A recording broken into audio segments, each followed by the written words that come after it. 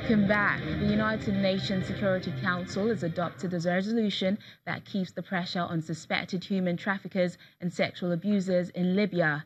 The Netherlands led the effort in the wake of the CNN undercover report that revealed trafficking of women in Libyan camps as the observed captives were sold to the highest bidder. Dutch officials explained that perpetrators of sexual and gender-based violence can now be sanctioned by the UN Security Council. This is a new element in an ongoing Security Council sanctions against Libya. African Union soldiers in Somalia have been accused of killing 4 civilians in the capital, Mogadishu. Witnesses say the soldiers opened fire on locals when their convoy was hit by a roadside bomb. The incident happened in the Huriwa district in the north of the city. However, the African Union mission says its convoy had come across explosions but made no mention of the shooting alleged to have involved Burundian troops. Relatives of the victims have called on the Somali government for justice, while dozens of angry demonstrators took to the street of Huriwa to protest. A one-time Somali refugee, Hilal Omar, has been elected into the U.S. House of Representatives. The 36-year-old Democrat migrated to the U.S. as a teenager, beating Republican Jennifer Slinky to win a seat to represent Minnesota. Mrs. Omar and Michigan Rashida Tlaib have become the first 2 Muslim congresswomen to be elected. Black South African farmers are being able to turn a profit thanks to Kulia, a mobile farming app designed to increase their yields. The app's founders also assist with transporting and delivering the produce to supermarkets. An award-winning app in South Africa is helping emerging small-scale farmers connect with supermarkets by making it easier for them to market, sell, and transport their produce. Created by young entrepreneurs Caridas Shinsolo and Matthew Piper, Kula allows businesses to order fresh organic vegetables straight from the ground. Its founders say they created the app to find African solutions to African problems. We thought if you could find a way to commercialize all of those emerging farmers, it would have huge implications on employment and basically huge implications on the economic growth of the continent as a whole.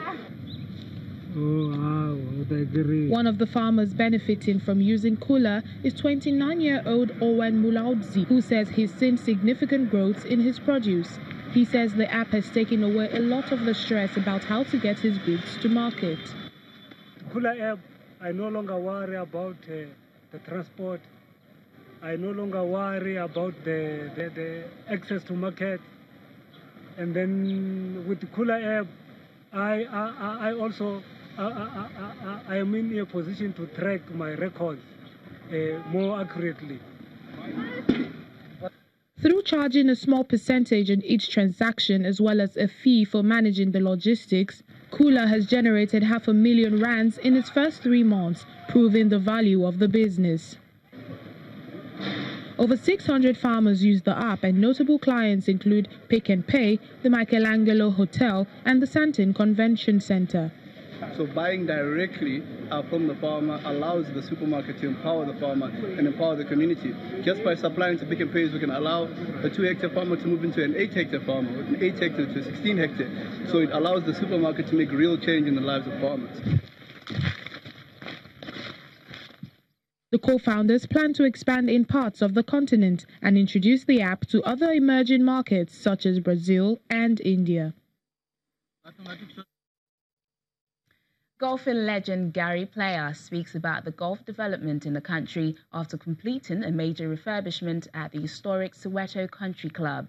Through his foundation, Mr. Player has raised millions of dollars for charity across the globe and is now mentoring young aspiring South African golfers. Take a look. During a final inspection of the refurbished Soweto Country Club, South African golf legend Gary Player says training black amateur golfers should be a priority to further grow and develop the multi-million-dollar industry.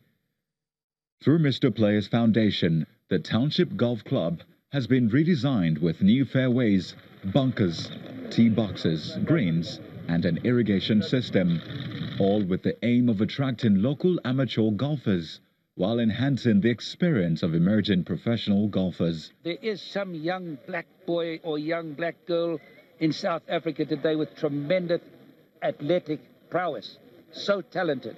If they can be incentivized, which I think they are, by this club, by development, by sponsors, by golf clubs in the country that are telling youngsters they can come and play early in the morning or in the evenings, whatever the case may be, to help them develop it.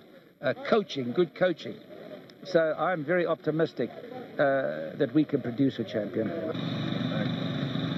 The 83-year-old's focus is on developing local talent that he says is already paying off. Player Musiwalo Nentunzwe says his career improved because of the contribution the legend made to his professional development in the game. I'm so grateful to be part of the Gary Player Class, which was started 2 years ago. When it started, it was difficult for me to play tournaments because I struggled financially. So they started helping us to travel as well. I've benefited a lot. I was the first member of the Gary Player Class to win a tournament. But it's not easy. Golf courses remain inaccessible to many South Africans, and Netunzwe says being a professional golfer in the country has many challenges, especially when it comes to garnering interest and sponsorship. It is very tough to be a professional golfer in South Africa because a lot of people, they don't follow golf. You can go outside there and ask few people, say just name 2 professional black golfers. They can't even name even one. So it's the South Africans, they need to learn other sports as well, not just to play but to follow as well, as much as they do on soccer. If you can just check soccer and rugby, cricket, they got a lot of sponsors, they got a lot of support on the society, but golfers now. The 29-year-old will be playing at the Afrasia Bank Mauritius Open at the end of this month in preparation for the prestigious SA Open tournament in December. Well, that's it on the program today. Thanks for watching. I'm Teniola Shoboale.